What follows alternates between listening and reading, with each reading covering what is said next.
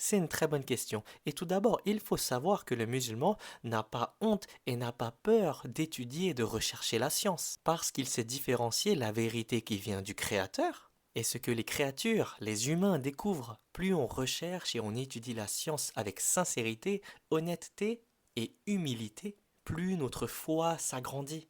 Parce que plus on découvre des choses à travers la science, plus on comprend la création, on comprend de mieux en mieux ce que Allah a créé. Et c'est pour ça qu'on est fasciné.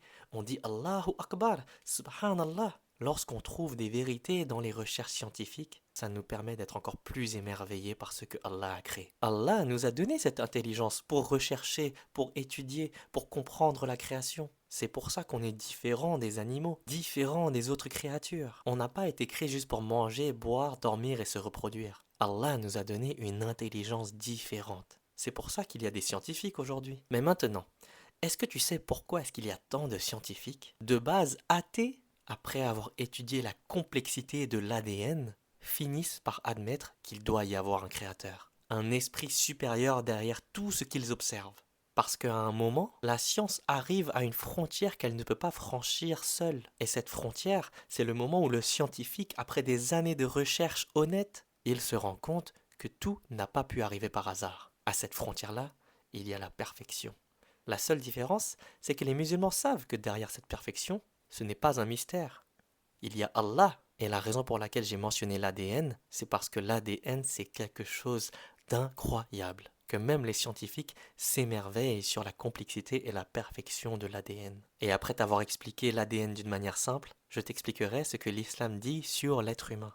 Imagine que l'ADN, c'est comme un livre vivant. Un livre écrit à l'intérieur de chaque cellule de ton corps. Ce livre contient toutes les instructions. La couleur de tes yeux, la force de ton cœur, à quelle vitesse il doit battre, la forme de ton visage, et même des instructions sur la manière dont ton corps guérit.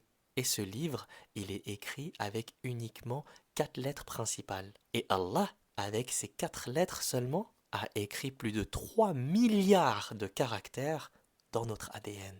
Une instruction parfaite. Si une seule lettre était changée, ça pourrait causer des malformations, des maladies graves ou même causer la mort. Et donc l'ADN, c'est comme un texte si long qu'il remplirait presque 900 livres contenant 500 pages chacun. Et donc ce texte-là, de plus de 3 milliards de caractères, est parfaitement ordonné. Et ce livre, qu'on appelle l'ADN du coup, il n'est pas seul. Il est copié environ 37 000 milliards de fois, une copie parfaite dans chaque cellule de ton corps. Et chaque cellule lit la partie qui la concerne. Mais toutes possèdent le livre complet. Et donc les cellules dans le cœur vont lire la partie qui concerne le cœur. Les cellules dans le cerveau vont lire les parties qui concernent le cerveau, et ainsi de suite. Maintenant que tu comprends mieux l'ADN avec l'analogie du livre, ton ADN, il est 50 000 fois plus fin qu'un cheveu. Et pourtant, si tu le déroulais,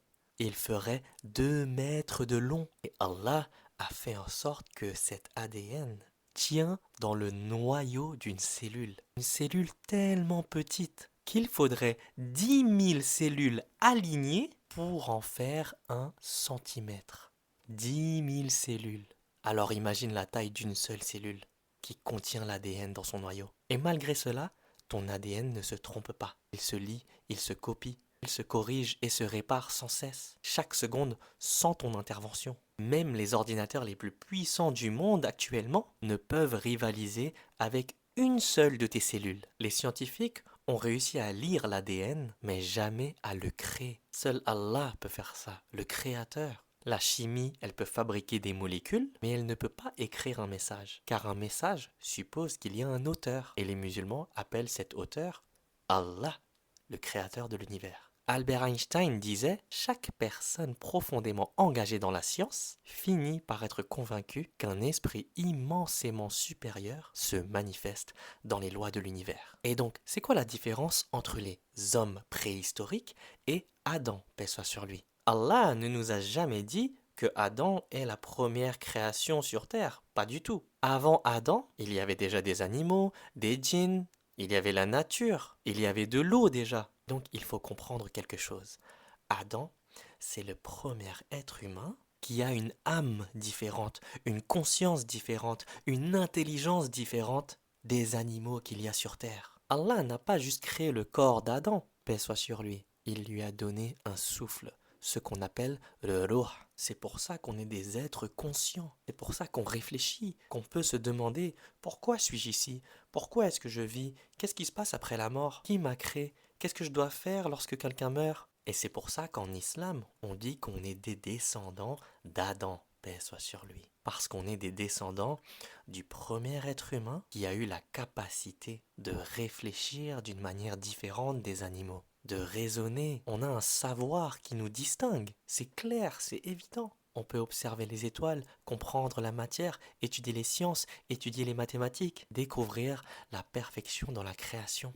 Cette perfection qui vient du Créateur. Et ce savoir, cette intelligence, ce n'est pas juste une propriété, c'est une responsabilité. Car au jour du jugement, on sera questionné sur qu'est-ce qu'on aura fait de ce savoir, de cette intelligence. Plus on apprend, plus on devrait se rapprocher d'Allah. Chaque découverte est un signe de sa sagesse. Max Planck, le fondateur de la physique quantique, a affirmé derrière toute matière, il faut supposer l'existence d'un esprit conscient et intelligent, que nous musulmans appelons Allah. Et donc voilà, le musulman n'a aucun souci à étudier, explorer et découvrir la science, car dans le Coran, Allah a dit, en cela, il y a des signes pour les gens qui réfléchissent. Et Allah a dit également, et sur la terre, il y a des signes pour ceux qui croient avec certitude. Et en vous-mêmes aussi, ne voyez-vous donc pas? Donc voilà, Adam, paix soit sur lui, n'est pas juste un premier être humain, c'est plutôt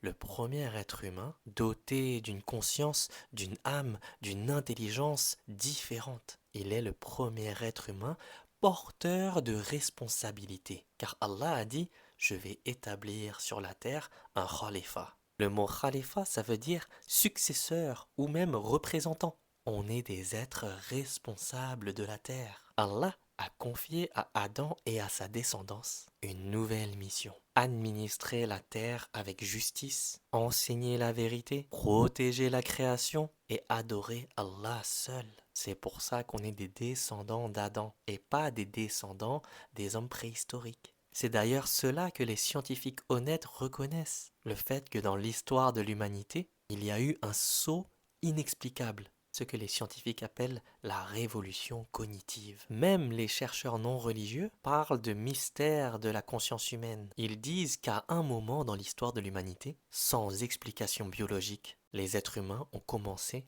à enterrer leurs morts, à créer de l'art, à croire en une vie après la mort, à développer un langage symbolique. Et tout cela est impossible à expliquer uniquement par évolution génétique. Et c'est à ce moment-là que nous, croyants, on appelle cela la création d'Adam. Les biologistes reconnaissent également que le saut entre l'homme préhistorique et l'humain conscient est un mystère inexpliqué.